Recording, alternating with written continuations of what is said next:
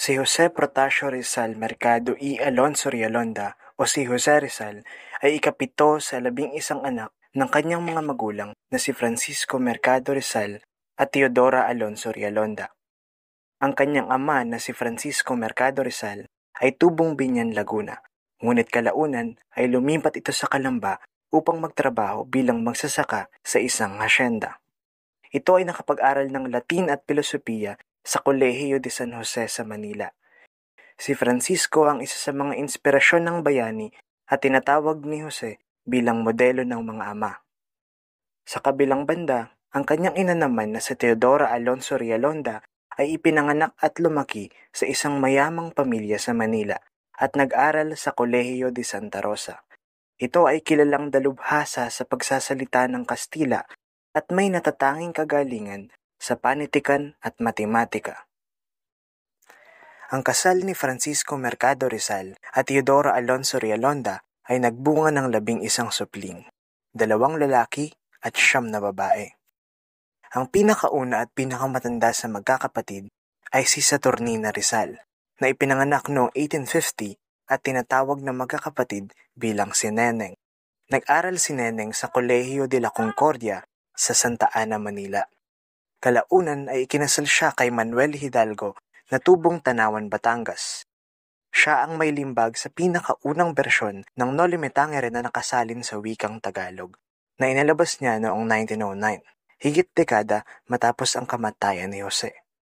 Namatay si Saturnina noong 1913 sa edad na 63. Ikalawa sa magkakapatid si Pasiano Rizal, na ipinanganak noong 1851 at ang nag-iisang kapatid ni Rizal na lalaki.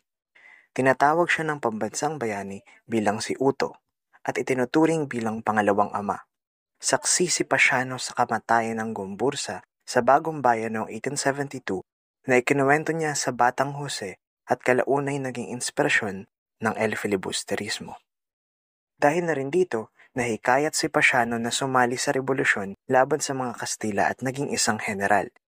Sa pagsiklab naman ng digmaang Pilipino-Amerikano, isa si Pasiano sa mga general na namuno ng pwersang Pilipino sa Laguna hanggang sa maaresto siya ng mga Amerikano noong 1900s at pinakawalan din nang matapos ang digmaan. Sa mga sumunod na taon, pinili ni Pasiano ang isang matahimik na buhay sa Los Baños, Laguna bilang isang magsasaka. At noong 13 ng Abril taong 1930, binawian siya ng buhay sa edad na 79. Ikatlo sa magkakapatid ay si Narcisa Rizal, na ipinanganak noong 1852 at ang ikalawang pinakamatandang babae sa magkakapatid at tinatawag nila bilang si Sisa. Si Sisa ay isang guro sa probinsya ng Morong, ang kasalukuyang probinsya ng Rizal. Isa siya sa mga tumulong sa pagpapaaral kay Jose sa Europa. Nang namatay ang pambansang bayani noong 1896, si Narcisa ang matagumpay na nakahanap sa lugar kung saan sikretong inilibing si Jose ng mga Kastila sa sementeryo ng Paco. Kalaunan ay ikinasal si Sisa kay Antonino Lopez, isang guro at musikero mula sa probinsya ng Morong. Noong June 24, 1939, binawian ng buhay si Narcisa sa piling ng kanyang 8 anak sa edad na 86. Si Olympia Rizal naman ang ika-4 sa magkakapatid at ipinanganak noong 1855. Tinatawag siya ng magkakapatid bilang si Ipia. Katulad ni Saturnina, nag-aral din si Ipia sa Kolehiyo de la Concordia sa Santa Ana, Manila, kung saan naging kaklase siya at kaibigan ni Segunda Katigbak, ang unang pag-ibig ni Jose. Kalaunan, ikinasal si Olympia kay Silvestre Ubaldo, isang operador ng mga telegrapo sa Manila. Matapos manganak, namatay si Olympia noong 1887 sa edad na 32. Si Lucia Rizal naman ang ika-5 sa magkakapatid at ipinanganak noong 1857. Ikinasal siya kay Mariano Herbosa na tubong Calamba, Laguna.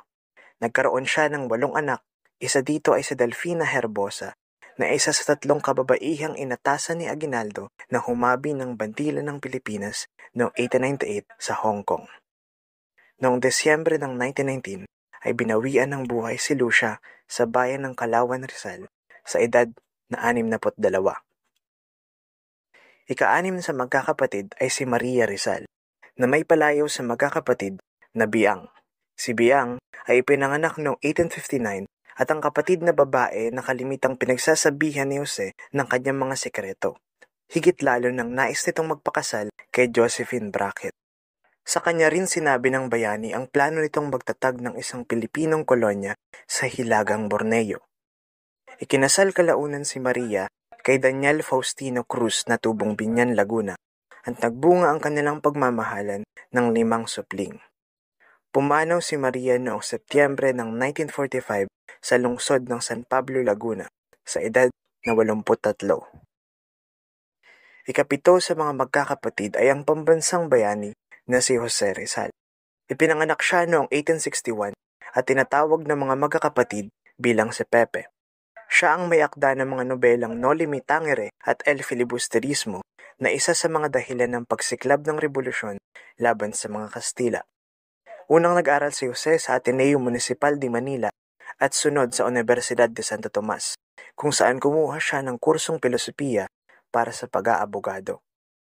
Nang malamang ang kanyang ina ay unti-unting nabubulag, lumipat ng kurso si Pepe at nag-aral ng medisina. Noong 1882, lumipad si Jose papuntang Madrid upang mag-aral ng medisina sa Universidad Central de Madrid nang hindi ipinapaalam sa kanyang mga magulang.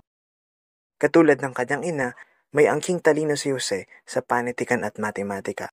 Magaling din ang bayani sa sining, partikular sa pagpinta at pag-ukit. Dalubhasa rin si Jose sa pagsasalita ng 22 wika, katulad ng Espanyol, Portuges at Pranses.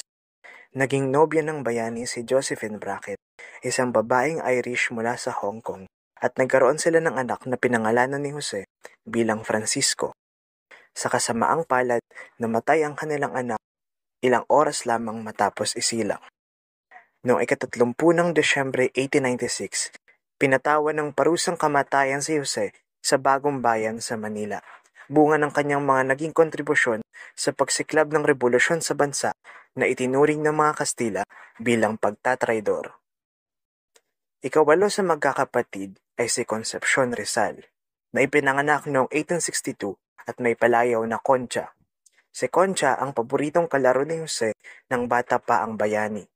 Ngunit sa kasamaang palad, namatay si Concha noong 1865 sa murang edad na 3. Si Josefa Rizal naman ang ika-9 sa magkakapatid na ipinanganak noong 1865 at tinatawag ng pamilya bilang si Panggoy. Sa isang sulat ni Rizal kay Josefa noong 1893, tinawag ng bayani ang kapatid bilang Miss Josephine Rizal at pinuri ang angking galing nito sa pagsasalita ng Ingles. Nang namatay si Jose noong 1896 sa kamay ng mga Kastila, si Josefa ay nagdesisyong umanib sa katipunan. Isa siya sa mga pinakaunang babaeng sumapi sa samahan kasama si Gregoria de Jesus, asawa ni Andres Bonifacio. Pumanaw si Josefa noong 1945 nang walang asawa at mga anak sa edad na 80. Ang ika-10 sa magkakapatid ay si Trinidad Rizal, na ipinanganak noong 1868 at tinatawag ng magkakapatid bilang Trining. Si Trinidad ang isa sa mga nagtatag ng Asosasyon Feminista Filipina noong 1905 na nakipaglaban para sa karapatan ng mga kababaihan noong panahon ng mga Amerikano. Katulad ng kanyang kapatid na si Josefa, hindi nakapag-asawa si Trinidad. Pumanaw siya sa edad na 83 noong 1951 at ang nag-iisang kapatid ng pambansang bayani na naranasan ng isang Pilipinas na malaya mula sa mga mananakop.